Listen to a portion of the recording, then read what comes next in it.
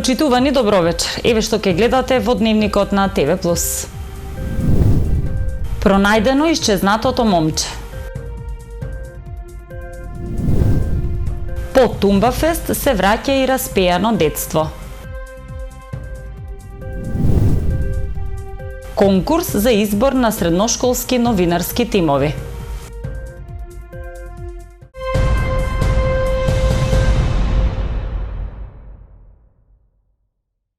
Општинската организација на СДСМ во Куманово денеска одржа пресконференција како одговор на информациите изнесени на пресконференцијата на Општинскиот комитет на ВМРО ДПМНЕ во врска со најавената наплата на паркинг просторот кај градскиот базен.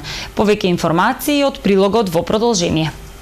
Очигледно е дека представниците на опозицијата ја искривуваат сликата за залагањата на градоначалникот и општината за уредувањето и одржувањето на паркинг просторот пред градскиот базен во Куманово, рече на денешната пресконференција портпаролката на општинската организација на СДСМ Катерина Пешиќ-Бошковска, реагирајќи на изнесените информации од Општинскиот комитет на ВМРО ДПМНЕ. Одлуката за наплата на паркинг просторот ја носи Советот на општината по претходна јавна расправа, а во интерес е и побарање на граѓаните кои што живеат во непосредна близина за посетителите како и за самите спортски објекти да се уреди начинот на одржување на овој паркинг простор, потенцира Пешиќ-Бошковска. Што се однесува до наводите на опозицијата дека се уништува спортски комплекс, како и дека општината и градоначалникот го уништуваат Куманово, ве молам, дали сте сериозни? Зборувате за спортскиот комплекс кој доскоро беше во ваша надлежност, а за кој воопшто не ви беше грижа како изгледа и одвнатре и однадвор. Тука неизбежно е да се споменат и градското стрелиште, како и градскиот фудбалски стадион. Зборувате за период во кој вие бевте на централната власт, а Куманово за вас не постоеше за инвестиции. Не можете само поради изборен маркетинг да ја манипулирате јавноста дека спортската сала сега е уништена, кога со години ја гледаме во иста состојба. Од Општинската организација на СДСМ најавија дека со враќањето на спортската сала и Соколана во собственост на општината, локалната самоуправа заедно со владата ќе почне со реконструкција на спортските објекти, а ќе продолжи со изградба на училишни спортски сали и санација на веќе постоечките, со средства на владата и со сопствени средства. Во програмата на градоначалникот се предвидени 3 катни гаражи, а не 5 како што вели опозицијата, и тоа за период од 8 години. Досега е поставена една монтажна катна гаража и уредени се 3 паркинг простори на 3 различни локации во градот. Зад Мај Маркет, спроти дом на АРМ и зад ЦКБ банка, со што се спречува неуредното паркирање во градот. Како партија која 2 години е на власт, одговорно тврдиме дека правиме и вложуваме се што е во наша моќ за просперитетно Куманово, потенцира Пешиќ-Бошковска.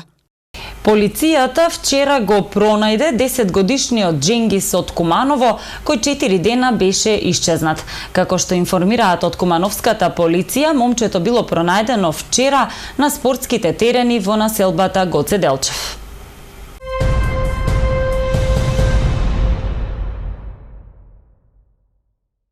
До 16 февруари сите средношколци можат да се пријават на конкурсот за избор на средношколски новинарски тимови, отворен од Институтот за комуникацијски студии и делегацијата на Европската Унија во Република Северна Македонија.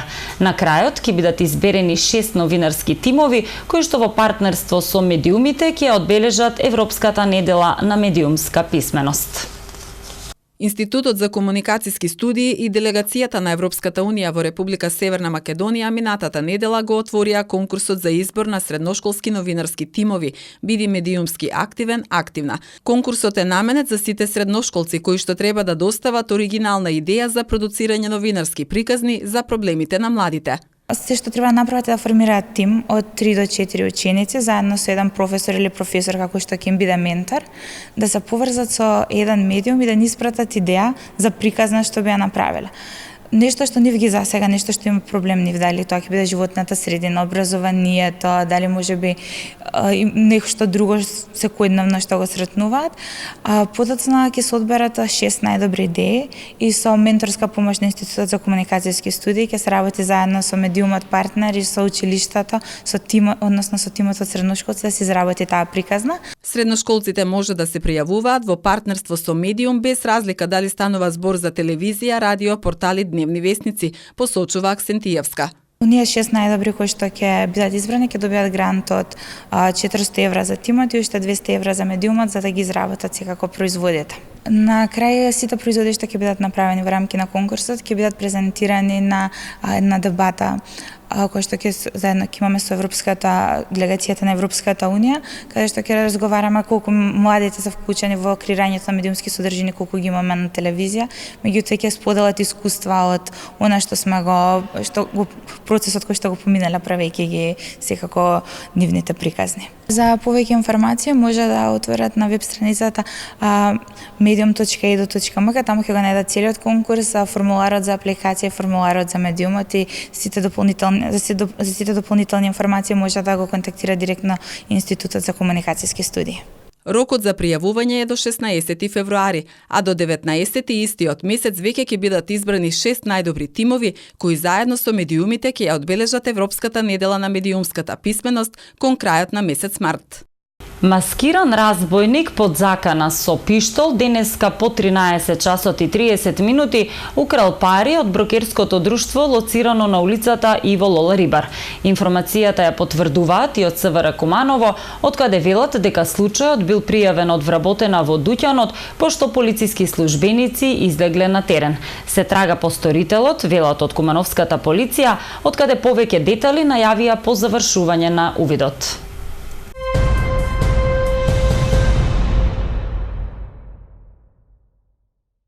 Сдруженијето Етно Ризница, кое минатата година го возобнови фестивалот Тумбафест, оваа година тоа ќе го стори со фестивалот на детска песна Распеано детство. Сдруженијето за уметност, култура и заштита на културното наследство Етно Ризница од Куманово и оваа година ќе го организира фестивалот на македонска новосоздадена народна шегобина песна Тумбафест, кој ќе се одржи на 23 септември годинава во Центарот за култура Трајко Прокопиев. По тој повод веќе е објавен конкурсот кој ќе трае до 30 мај. На конкурсот може да учествуваат сите заинтересирани домашни и странски автори и изведувачи. Песните треба да бидат на кумановски дијалект, но и на македонски литературен јазик, исклучиво со шегобиен карактер. Организаторите се надеваат дека фестивалот годинава ќе биде уште поуспешен од лани. Оваа година имаме значајна поддршка од Советот, од градоначалникот, од општинските структури. Во договор е уште позначајна поддршка. Се надеваме на едно квалитетно издание на Тумбафест оваа година. Јас како автор од страната на авторите би сакал да им дадам поддршка на представниците на Тумбафест и би сакал нешто накратко да кажам од авторска гледна точка дека фестивалот е многу интересен за нас затоа што сме ослободени од некои правила во музиката, нели? Малце имаме повеќе можност за изразување на друг начин. Хуморот што е присутен во сите песни ни дава и друга инспирација за изразување, за музичко изразување, нели, послободно, така да сум многу задоволен и среќен што ние авторите имаме можност малце да се изразиме и на некој нов, подруг начин отколку што е по другите фестивали, нели? Организаторите на Тумбафест на денешната пресконференција информираа дека оваа година Етно Ризница по 15 години ќе го возобнови и фестивалот на детска песна Распеано детство, чија аудиција е закажана веќе за утре. Во план е фестивалчето да се одржи на 29 и 30 мај, исто така во Центарот за култура Трајко Прокопиев во Куманово. Како и фестивалот Тумбафест, така и фестивалот за детска песна Распеано детство ќе биде од меѓународен карактер. Ние веќе имаме заинтересирани учесници на фестивалот од Бугарија, Србија, Косово, Албанија, Грција, а во преговори сме и со со една екипа од Италија да бидат учесници на Распеано детство. Распеано детство е најстар фестивал, еден од најстарите во државата. Значи, поточно првиот фестивал се има одржан 1976 година во организација на културно-просветна заедница.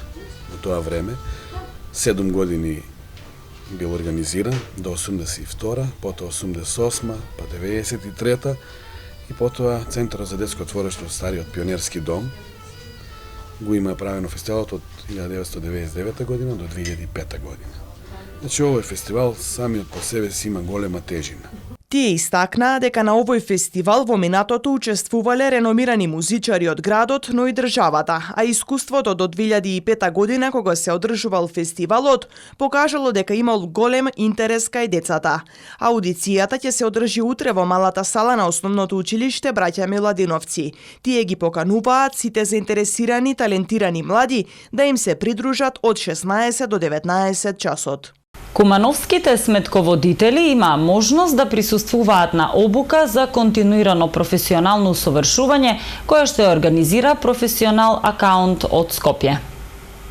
Сметководителите од североисточниот регион имаа можност да се обучуваат за програмата Континуирано професионално усовршување, која ја реализира Професионал акаунт од Скопје.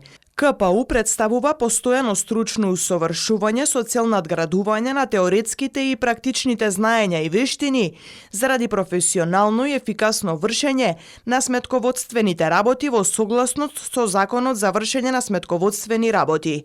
На обуката всушност се зборуваше за изготвување на завршната пресметка и финансиските извештаи за 2019 година. Не е само обука.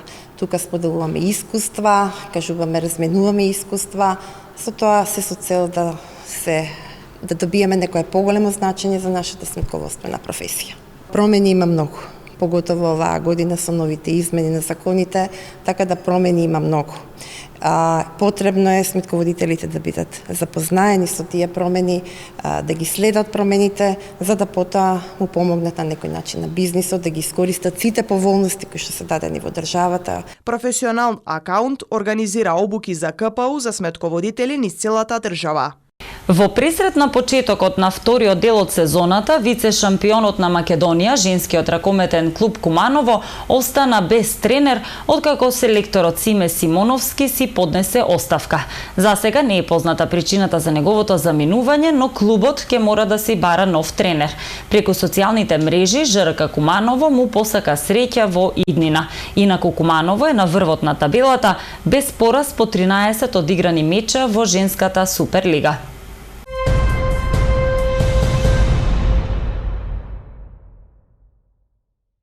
Во продолжение вестите од Македонија. Групата Јавна соба на мобилната апликација Телеграм денеска е затворена по барање на МВР. Од Министерството за внатрешни работи ја потврдија информацијата, оттаму соопштија дека барањето за затворање на групата е испратено викендов. Во понеделникот беа приведени креаторот и администраторот на групата. По извршените разговори и прибавените докази против нив се очекува да биде поднесена кривична пријава. Истрагата ја води Бирото за јавна безбедност, кое продолжува со активности за евентуална вмешаност и на други лица. Во групата Јавна соба се споделуваа експлицитни фотографии, видеоматеријали со порнографска содржина и телефонски броеви со ценовници за наводни услуги на девојките. Групата броеше повеќе од 7400 членови, меѓу кои имаше и малолетници. Со обезбедување на 80 пратеници за носење на Законот за јавно обвинителство ќе се обезбеди и двотретинско мнозинство за да се донесе и Законот за одбрана. Министерката за одбрана Радмила Шекеринска е убедена дека законот со кој Македонија ќе го инкорпорира членот 5 од Вашингтонскиот договор на НАТО за колективна одбрана на Алијансата ќе биде донесен од овој пратенички состав. Според Шекеринска, ако Законот за јавно обвинителство е клучот за побрз почеток на преговори со Европската Унија, Законот за одбрана практично е последниот чекор кој ќе ја направи земјава де факто реална членка на НАТО. Економијата влезе во период на солиден раст кој се очекува годинава да забрза, додека реформите со цел справување со неформалниот сектор ќе помогнат во подобрување на деловната клима и ќе ги заштитат работниците, а исто така ќе имаат и потенцијално големи придобивки во смисла на приходи. Ова се дел од заклучоците од извештајот за член 4 на редовната мисија на Меѓународниот монетарен фонд во земјата. Во извештајот, како што соопштуваат од Министерството за финансии, се наведува дека по долготрајната политичка криза македонската економија влезе во период на солиден раст и стабилност. Се вели дека се очекува растот дополнително да зајакнува во текот на годинава, придвижен од силната домашна побарувачка и солидниот раст на извозот и покрај забавувањето на меѓународната трговија. Кредитната активност е зголемена, вклучително кредитите наменети за компаниите. Невработеноста, иако и понатаму е висока, покажува одржливо намалување, поддржана од значителното креирање нови работни места, се вели во изјавата.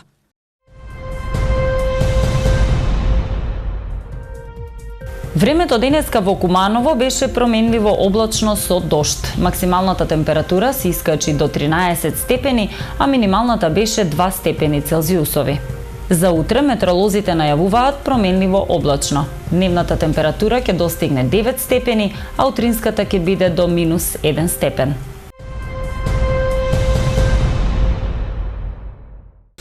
Ви благодарам што не следевте, имајте пријатна вечер.